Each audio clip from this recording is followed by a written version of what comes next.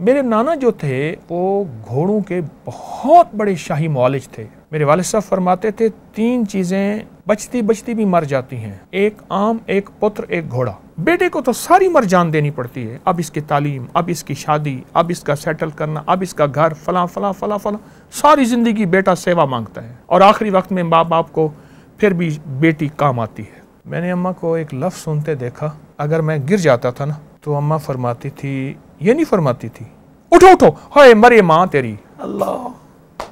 अम्मा फरमाती थी, वाले साहब फरमाते थे दादी दादा के बड़ों के मज़ारात पे जाओ, और एक लफ्ज़ फरमाते थे, बेटा आज जाओगे तो कल हमारे पास आओगे। अल्लाह।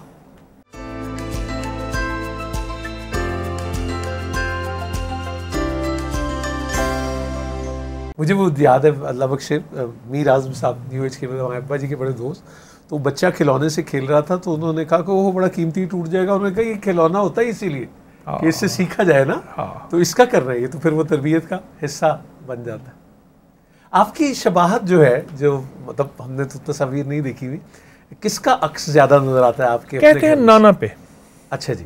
कहते हैं मेरे नाना जो थे वो घोड़ों के बहुत बड़े शाही मौलिज थे रियासत के। अच्छा जी। और घोड़ों के शाही घोड़े यानी आला नस्ल के घोड़ों के माहिर थे, जिसे वेट हम कहते हैं, और वो सारा वो बहुत ज़्यादा। मेरे वालिद साहब फरमाते थे 3 चीज़ें बचती बचती भी मर जाती हैं, एक आम, एक पुत्र, एक घोड़ा। बहुत खिदमत मांगता है। आम का पौधा, दोहरा दे जरा। आम का दरख्त, ठीक, जान वो बचते बचते ही मर जाता है। बेटा बहुत खिदमत मांगता है। बेटी तो 4 दिन के बाद पराया धन है, चली जाती है।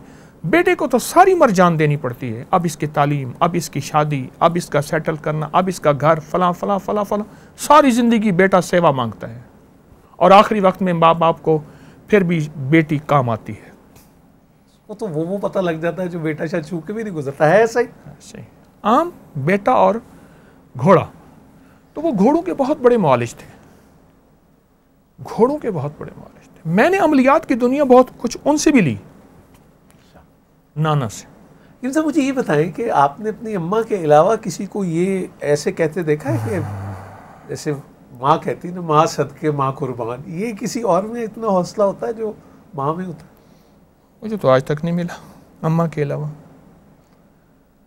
मैंने अम्मा को एक लफ्ज़ सुनते देखा, अगर मैं गिर जाता था ना तो अम्मा फरमाती थी, ये नहीं फरमाती थी उठो उठो, हाय मरे माँ तेरी। अल्लाह। उसके बाद फिर उठाती थी। ये नहीं, वो तकलीफ तेरी जो है वो मुझ पे आ जाइए।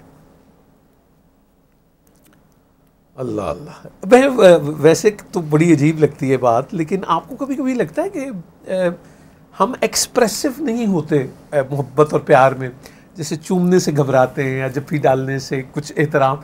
आपका कैसा था लगावट, आपसे अगर पूछूं तो? असल में माँ की मोहब्बत कहाँ से ढूंढना है, वो कैफियतें कहाँ से ढूंढना है, वो अंदाज कहाँ से मिले। एक अजीब बात बताऊं, अम्मा वाले साहब ने पहले दिन से, अम्मा फरमाती थी, वाले साहब फरमाते थे दादी दादा के बड़ों के मज़ारात पे जाओ, और एक लफ्ज़ फरमाते थे, बेटा आज जाओगे तो कल हमारे पास आओगे। अल्लाह। अच्छा, वालिद साहब जाते थे ना, अम्मा की, अपनी वालदा की, मेरी दादी की मज़ार की पांती में बैठ जाते थे। हमेशा सफ़ेद काटन पहनते थे, बड़ा अच्छा। हम खड़े रहते थे, कपड़े ख़राब होंगे। पर जब हमारी अपनी माँ मरी ना, फिर अब एहसास नहीं होता कि काटन ख़राब होगा, क्योंकि पहले अब्बे की अम्मा थी, अब तारिक की अम्मा है। तो माँ तो, मैं मियानी साहब का कब्रिस्तान लाहौर में जी, मैं एक साहब देखा तो मुझसे कहने लगा कि, उसने कहा कि शायद ये कब्रिस्तान में पढ़ने पढ़ाने वाले बंदे होते हैं, 50-100 लेके पढ़ वो पढ़ लेते जी। कहने लगे कब्र पे पढ़ देंगे, कितने पैसे लेंगे? मैं कहा जो दिल चाहे दे देना। मेरे साथ और 2 आप गए और वो ये समझा। अच्छा। मैं कहा 2 चल चाहे। खैर मैंने पढ़ दिया, दुआ कर दी। मेरे साथ 2-3 और हजरात भी थे। जुमा का दिन था, मैं सुन्नत के तौर पे कब्रिस्तान, तो उसने मुझे 20 रुपए दिए। मैं कहा थोड़े। 50 रुपए दिए, मैं कहा थोड़े हैं, तो उसने पंजाबी का खालिस लहजा अख्तियार किया कि ए नाल सर लो मौलवी साहब, सर लो मौलवी साहब, भाई यही गुजारा कर। ठीक। अच्छा, मैंने जेब से निकाले तो उस दौर में 5,000 का नोट नया नया आया था, एक दो नोट थे मेरी, मैंने जेब से 5,000 का नोट निकाल के कहा, मैंने कहा अल्लाह वाले ये है मेरे पास हैं, ये रख, ये तेरी माँ कहते तो कब्र है, तो फूल लाया है कि अंदर के फूल तेरे पास नहीं है, वो कलमा है, वो दरूद है, वो जिक्र है, वो आमाल हैं, ये बाहर के फूल इन्होंने खुश करने हैं, खुश करके बाजार में बेच देने हैं, पर अंदर के फूल तेरी अम्मा को काम आएंगे। या माँ का कसूर है या तेरा कसूर है, लेकिन मैं उसका कसूर नहीं कहूँगा।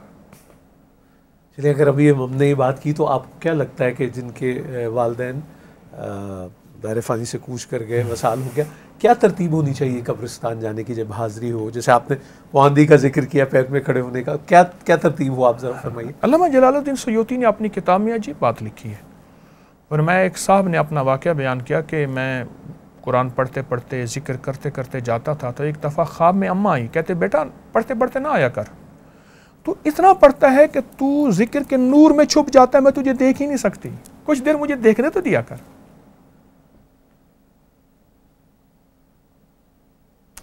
कुछ देर मुझे देखने तो दिया कर। कहा कि उसके बाद फिर वो आके पहले बैठता था, और बैठने के बाद जो है फिर जिक्र तस्बीहात। असल में आप जहाँ चल रहे हैं ना कब्रिस्तान में, वो भी कब्रें हैं। जी जी जी, कब्रें हैं जी। तो कब्रिस्तान में आप जाते जाते अमाल का हदिया देते जाएं।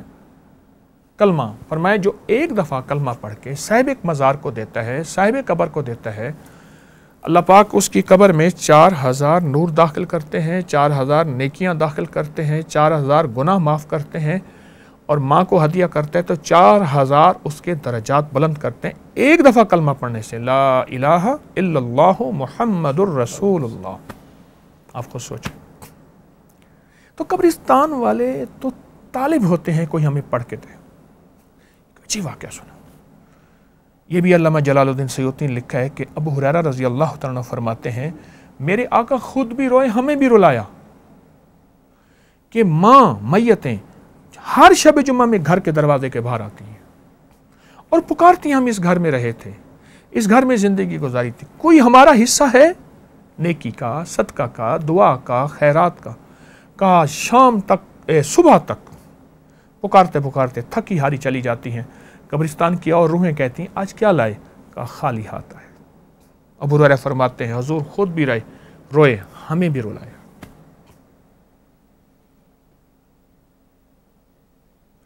माँ की जिंदगी, नूरी बाबा, माँ की जिंदगी जिसको सिर्फ देखने से मकबूल हज का मकबूल हज, सिर्फ देखें उससे का तो पता नहीं ये मकबूल हज।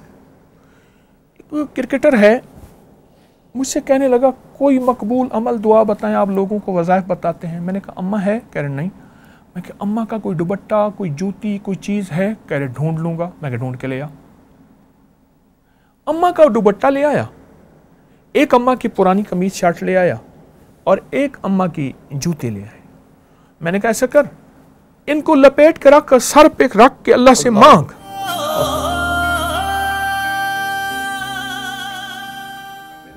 अल्लाह से मांग, और तेरी दुआएं कबूल होंगी।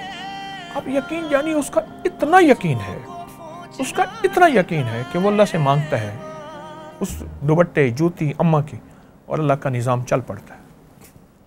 जब ऐसे कभी हुआ आपका इतना लोगों से ताल्लुक़ और हल्का भी इतना माशाल्लाह वसी है कि कभी किसी बच्चे को देख के, किसी का कोई अमल देख के अपना बचपन फ़ौरन याद आ गया हो, या कोई वाक़या ये होता है अक्सर? हमारे साथ पड़ोस में एक बच्चा है, छोटा सा, अभी साल का नहीं हुआ, 2-3 दिन पहले की बात है। तो उसने गिलास छोटे में पानी पिया तो उसकी सारी रालें थूके उसमें गईं। मैंने वो हिस्सा उठाया, उस हिस्से को उठा के पिया और चूसा, और अल्लाह से एक बात की, आका तेरे हबीब का फरमान है, मोमिन के जूठे में शिफा है, क्या इससे बढ़ के कोई मोमिन हो सकता है? बच्चे को जिसने ना गुनाह देखा, ना छुआ, ना सोचा, ना समझा, ना गुनाह की तरफ बढ़ा, इससे बड़ा मोमिन नहीं। अल्लाह मैं आज से तुझसे 3 शिफाएं मांगता हूँ, मेरा खात्मा ईमान पे कर दे। शोहरत याफ्ता हूँ 4 बंदों में, मुझे इखलास दे दे। और आला अखलाक दे दे। वो बचपन फिर मुझे याद आया। वो कैसे? अम्मा फरमाती थी, बेटा बच्चों को उठा के दुआएं मांगे कबूल होती हैं, बच्चों का जूठा पिए कबूल, जूठे में शिफा होती है, दुआएं कबूल होती हैं उठा के। और फिर फरमाया जब बच्चा बहुत ज़्यादा रो रहा हो, अल्लाह को तरस आता है, उसको अल्लाह की रज़ा के लिए चुप कराना, सीने से लगा लेना। और एक बहुत बात फरमाती थी, अपने घर में किसी गरीब के बच्चे को जगह ज़रूर देना। जिस घर में गरीब का बच्चा होगा उस घर में गुर्बत नहीं आएगी।